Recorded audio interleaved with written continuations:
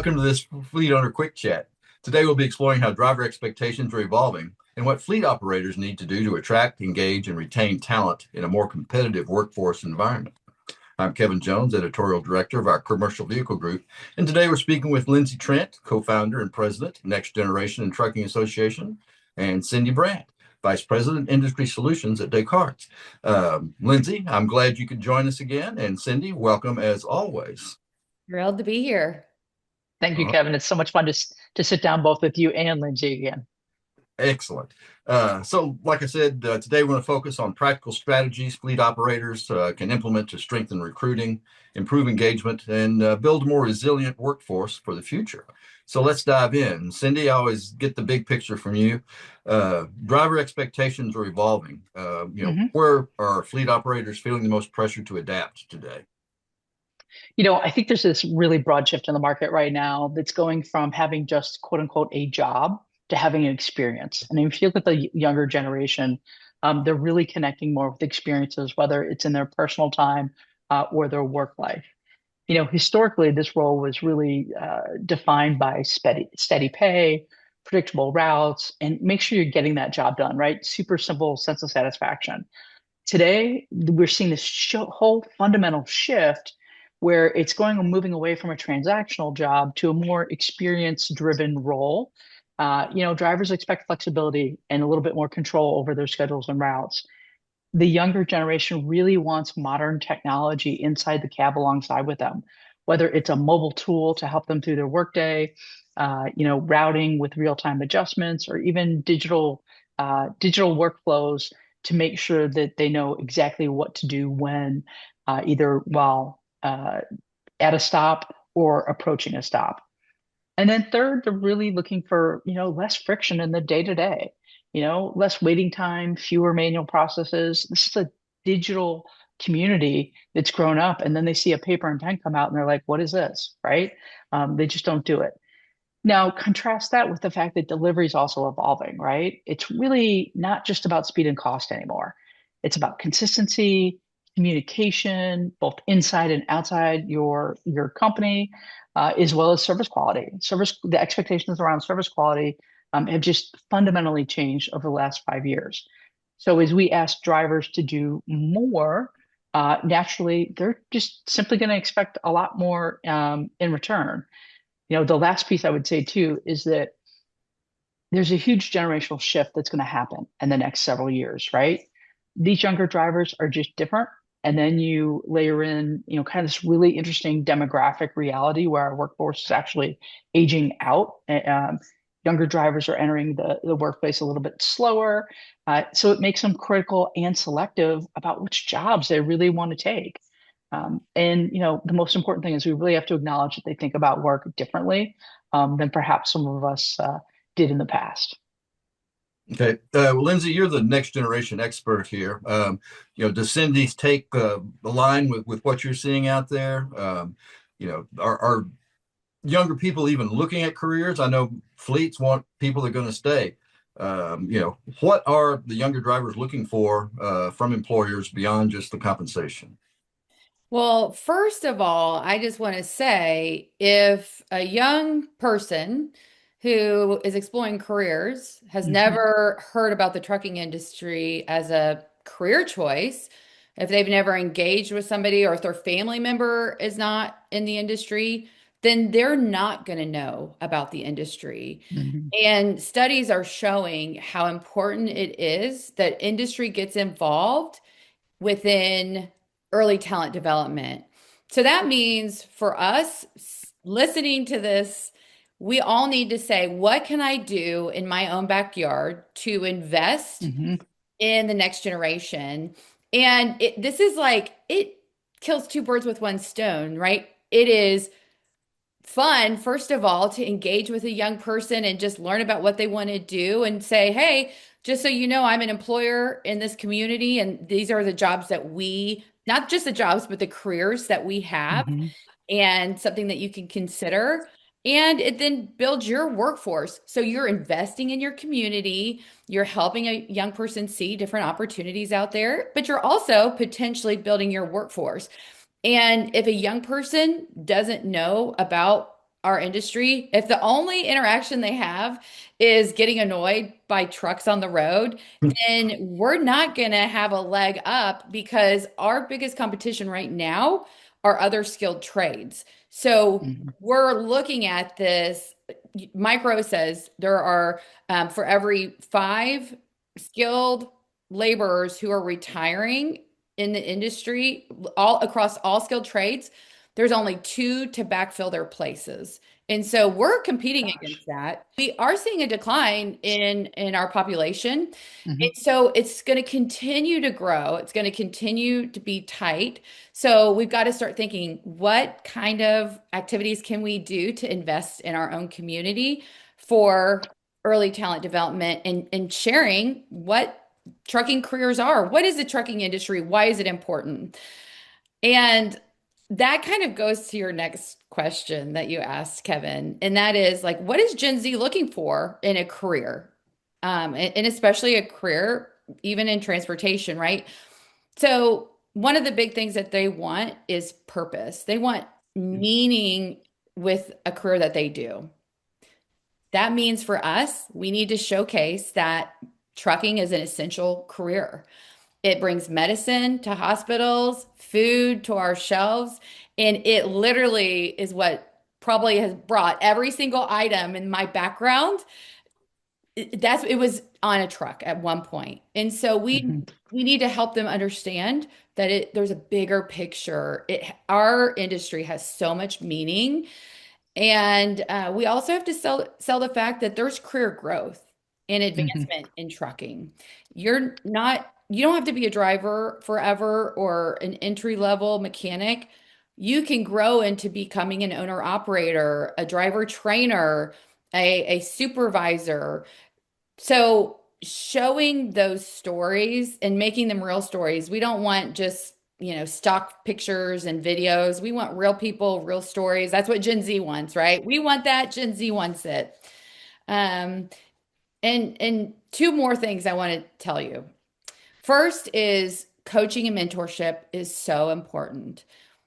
Gen Z, they're used to getting coached. They've been on sports teams, their parents coach them.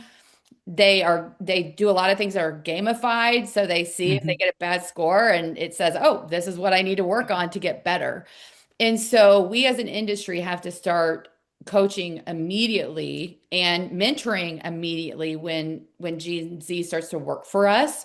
Do Mhm. you have that 30 day, 60 day, 90 day, those contacts? Do you have a mentor for every driver? Not just a driver trainer, but maybe now after they get to a certain level, do you have a mentor? And then lastly, technology, technology. They were born with a phone in their hands. I was at a graduation party this past weekend and I was talking to two sisters that were in high school and college. And I said, oh, yeah, when I was in college, we didn't have cell phones. And I mean, that definitely dates me, but we remember the days of not having cell phones. I don't honestly remember how we managed things without a cell phone, but Gen Z, they were born with a cell phone in their hand. They can't even imagine a time where they could not communicate constantly, where everything wasn't at their fingertips. And so, one of the most important things for us as an industry is how are we going to incorporate technology in all aspects of the jobs to make them better? All right. Well, just real quickly, first, let's not talk about dating ourselves, please. Uh, but along those lines, so I'm responsible for a fleet, but I'm a person of a certain age, and yeah, you've told me this. Where's the disconnect between what I think I should be telling them and what they want to hear? I'm talking about Mhm. younger people looking to get a career. So okay, yeah, so I know I need to find mentors. I assume I need mentors to know what they're doing. Where's the friction, the disconnect, or what do fleet operators need to understand better about setting this up so that it works? Go ahead, Lindsey. Yeah. Okay, so they want authenticity, and that matters so much to Gen Mhm. Z. They can smell out when you're not authentic.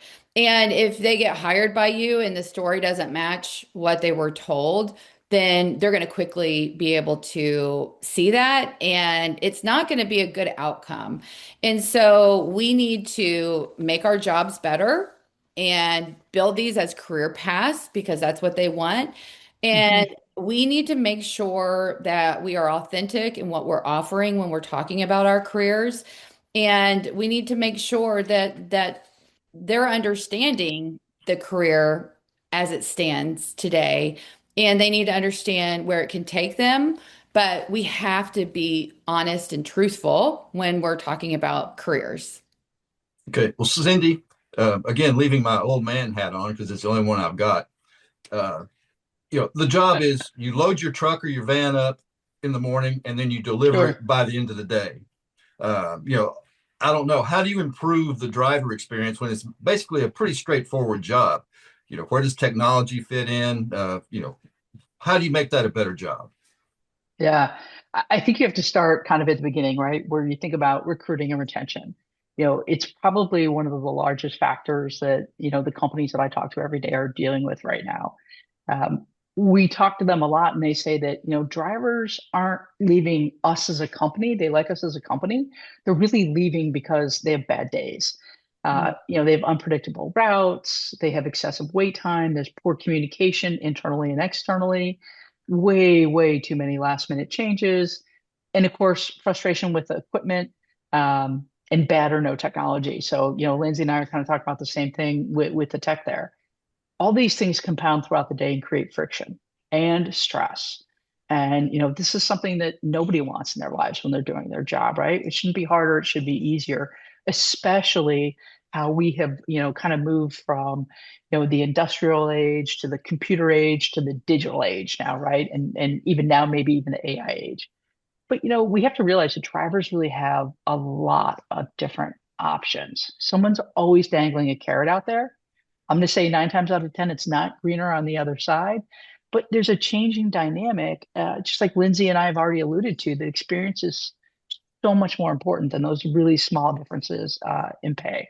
So the first step is making sure that drivers have a consistent, super predictable, low stress day. They're far more likely to stay.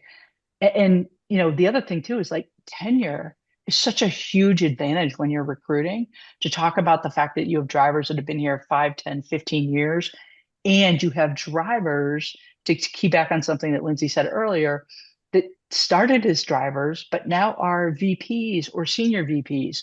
We see that all the time in wholesale distribution. And I might remind you, there's a little company out there that's got a lot of brown and gold on it where almost every single one of their CEOs was a driver first. So just remember that. When I think about, the things that make a difference, right? We talked a little bit about technology here. I think that there's a couple of different key areas where technology makes a huge impact. So if we start to think about the front end, right? Upfront good routing and planning. Are the routes realistic? Make sure they're not overly compressed with too many stops and too little time. Are they really designed with real world constraints in mind? Are the service time accurate? Is the historical drive time accurate? Is the open close and time windows, are they also accurate and within an expectation? Second, can we reduce the time that we dwell at the stop, right? Can we make sure that the manager knows that we're coming to deliver a load so they can free up people to check in? Can we coordinate better with, the customers in general so drivers just aren't sitting there waiting, right?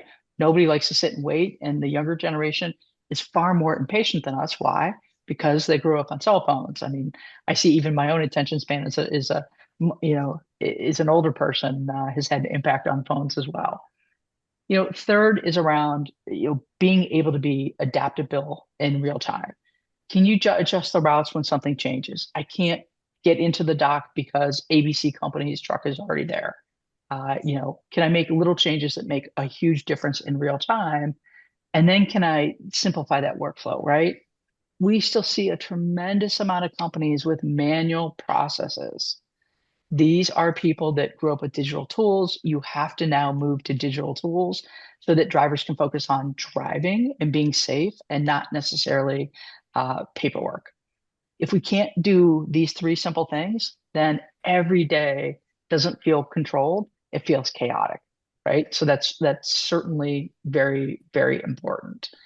Um, I can break that down a little bit more into the specifics here around kind of route optimization, visibility, and communication. So we talked about that planning on the front end there. Um, I think that these are the key things that really dramatically change driver experience. If you think about route optimization, it creates more efficient and realistic routes.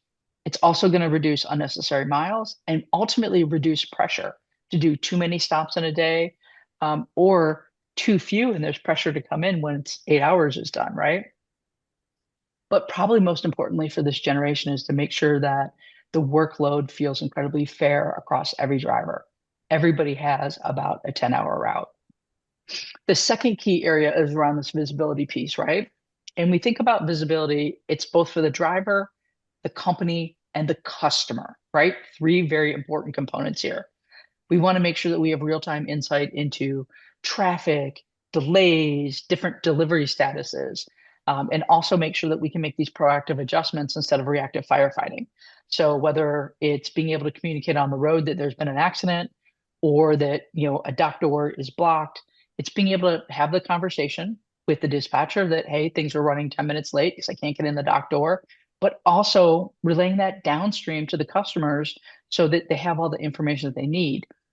This driving generation is comfortable knowing that we're updating the end customer to provide a great experience, but they don't want to have to be the people picking up and dialing the phone. I don't know about you guys, but I text all the time with my nieces and nephews. Very few phone calls, right? So they're not big phone call makers anyway. And then last, these communication tools, right? Drivers don't want to be guessing when plans change. Dispatch has to be able to create updates in real time, and customers have to have super clear expectations. When you roll tools around this, it creates something that drivers really value, which is consistency, right? They know updates are going to be sent to the customer. They know any route changes are going to be communicated to them. They know the dispatcher is going to be in the know and they don't have to make communication to them as well. So really, at the end of the day, better technology and planning doesn't just improve operations, it really improves how the job feels to drivers. And that's what's going to keep them and make them stay with your organization for a long tenure. Okay, Lindsey, as always, Cyndi has convinced me. I'm going to go out and get everything she says I should have to make this an absolutely frictionless experience for young drivers coming in, except I still have to get them in the door. So how are training programs, industry experience or exposure, what are the tips for I've got a perfect setup, I just need to get them in the seats? How do I do that?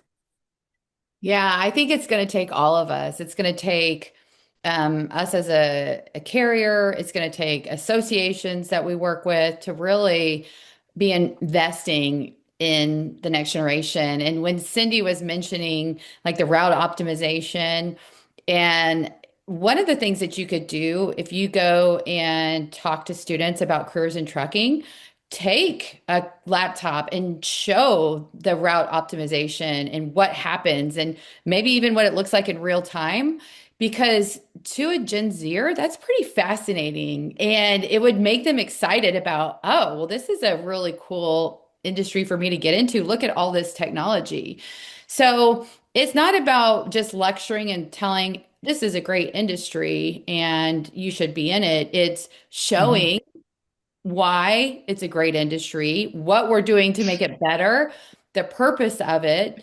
And there's another interesting study that came out. It was a 2024 study in transport economics and management on sciencedirect.com, but it was a really comprehensive study on truck driver training.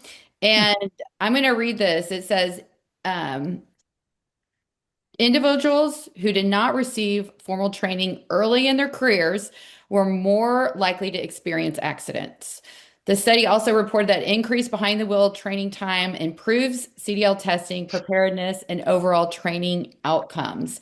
And so we need to to realize that training, so once we get them in the door, which is important, and we're going to have to all do outreach events for that. But once we get them in the door, that's just where it begins. And when we are training and investing and mentoring, there's going to be safer outcomes. And that's what we're all about, right? We Mhm. want not just people delivering products, we want people delivering safe products safely, right? That's, I would say, most people say that is the most important thing is safety.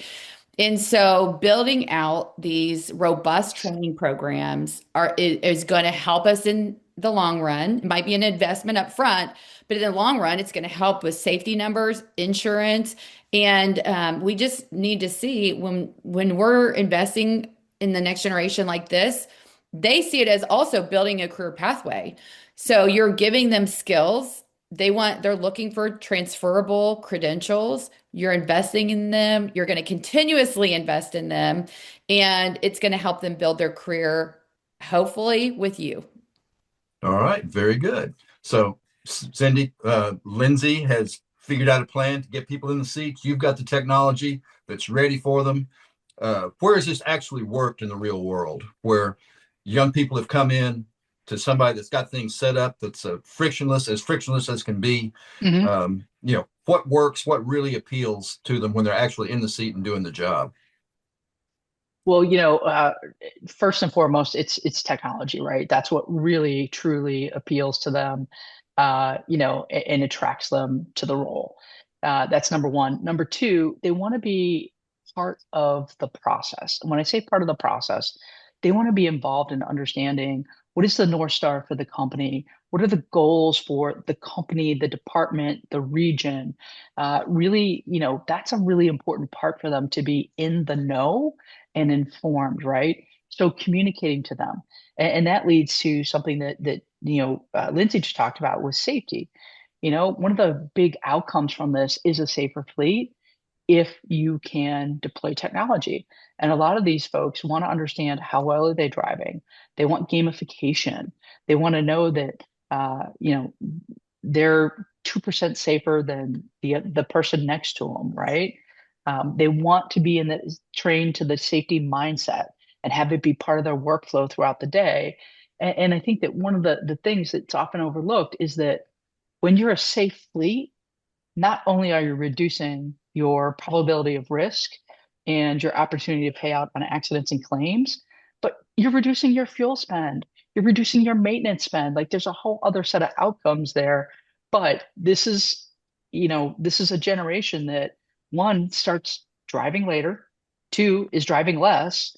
So three, they naturally want kind of some of those safety outcomes. Um, and then I also think there's this huge operational just ripple effect, right? For people that implement, driver experience programs, again, focusing on technology, whether it is what I call day in the life technology, so mobile workflow, or if it's safety, or if it's reporting and gamification.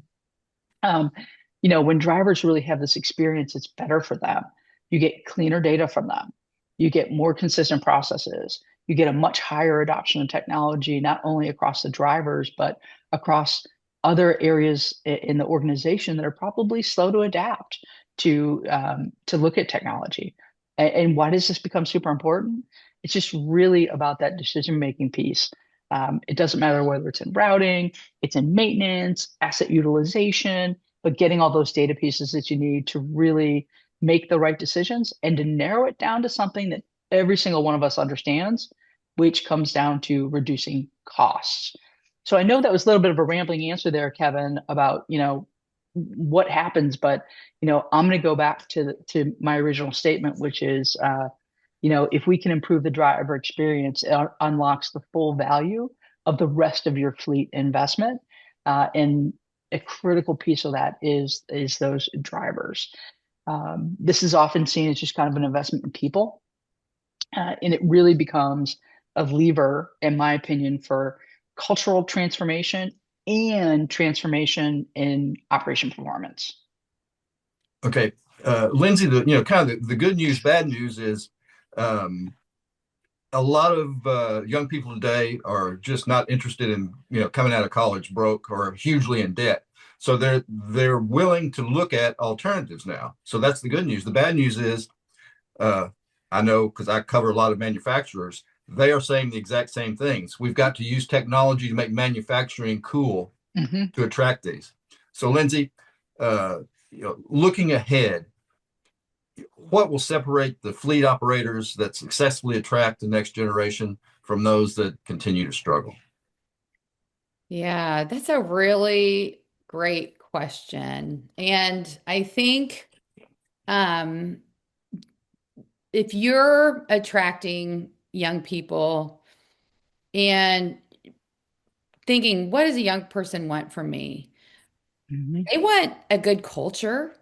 So they can't actually articulate culture like we would for a company, but they want it to feel like an environment where they're welcomed, where their opinions matter, not just somebody who's been there for 30 years, but somebody who's new to the organization. They want their opinion to matter. They want it to seem authentic and cared for. They're not just a number, but they're a person that's contributing to the organization. Mhm. And they want to make sure that you as an organization appreciates them and respects them and values them, even though they are younger and have a different opinion. And so I think one of the things that we need to do is make sure we're doing that. Another thing is young people, they care about the equipment and the technology, which we keep talking about, but they want to work for a company that's got good equipment and that's got modern technology. And they're going to pick that every day over somebody that does not have that in their fleet. And then we need to start thinking of ways that we can invest in them, both for a work-life balance conversation that we hear all Mhm. the time, but invest in them as their careers progress. How can you help get them trained in other credentials? Maybe it's you have some online training videos where that they, where they can learn some different skill sets.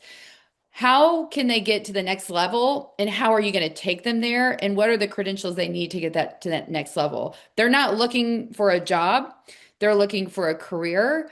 And if you're a company that can invest in them and take them to all these different career paths, they're going to be excited about that and excited to invest in you as the employer, because they know you're investing in them and their future.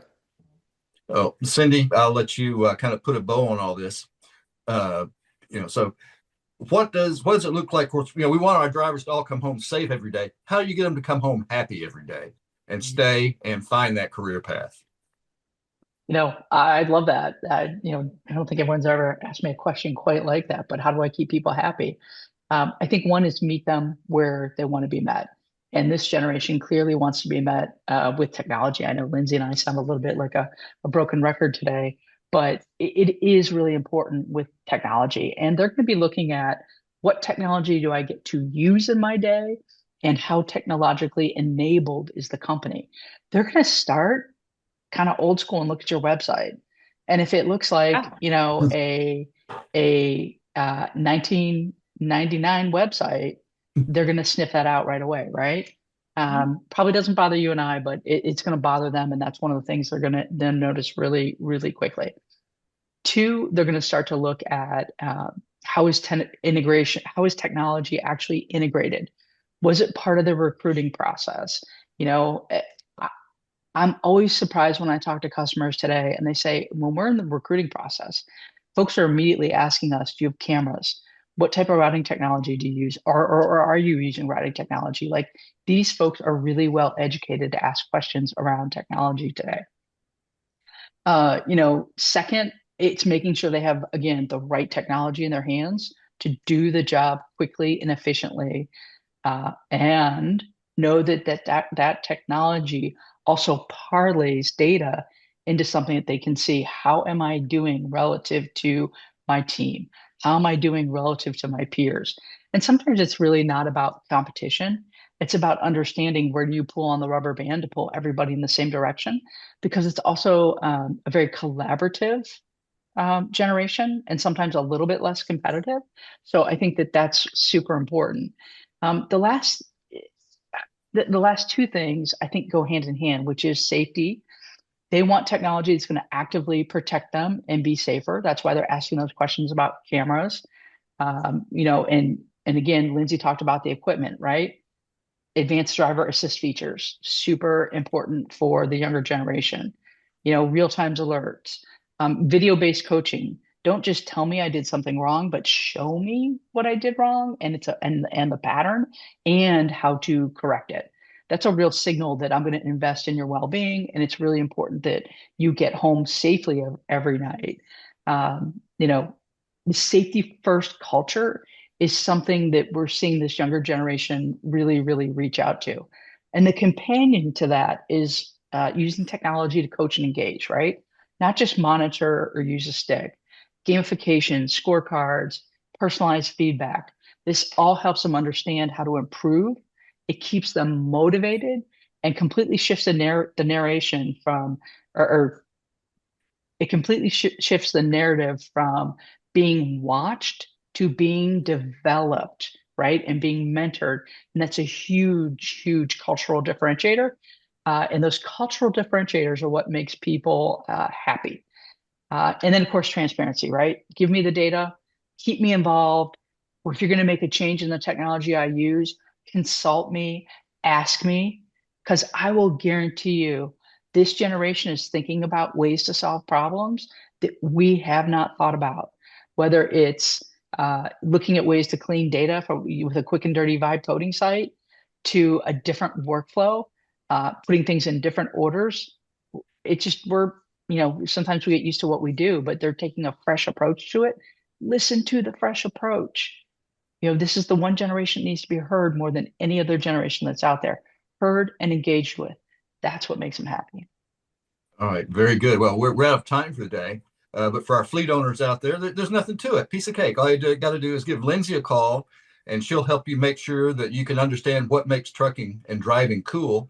And then you call Cyndi, and she makes sure that your job actually is cool once you get them in the seats. Easy, easy, right? Love it. All right, very good. Cyndi, Lindsey, thank you both, and I hope we get to chat again.